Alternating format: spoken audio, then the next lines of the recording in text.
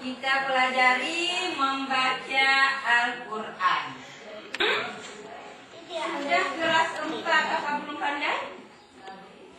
Ya kan? Kelas berapa dulu?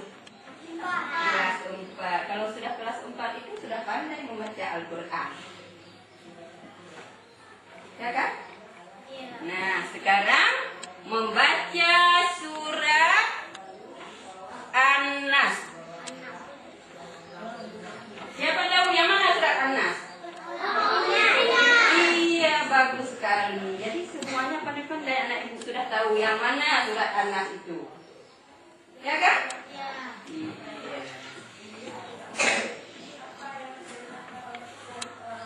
Surat apa namanya tadi?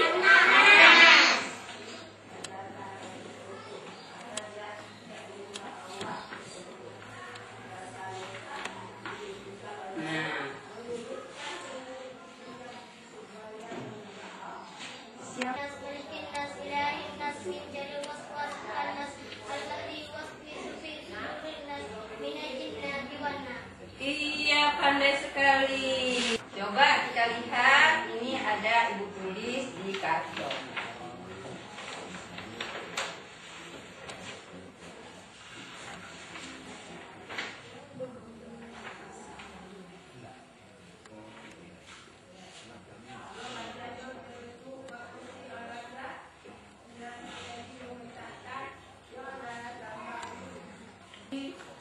Tengah lautan yang sangat luas.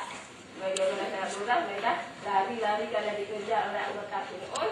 Maka dengan adanya tongkat yang ada sama Musa, yang kejam itu, yang jahat dan sombong, jadi bisa tenggelam dan hanyut dalam lautan. Nah, dari cerita yang diceritakan tentang Nabi Musa dan Raja Fir'aun yang sangat sombong itu, anak-anak ibu sudah bisa memahaminya.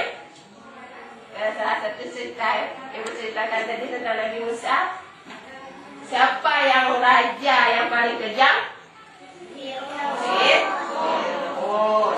Sedangkan Nabi yang banyak pengikutnya siapa nama?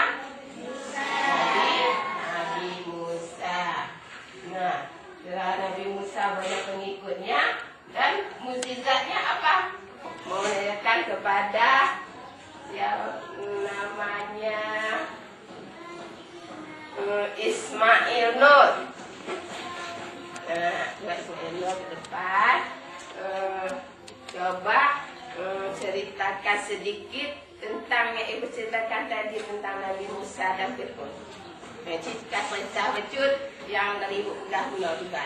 Punya menurut yang peneliti Ismail. Dia menilai yang sangat kejam.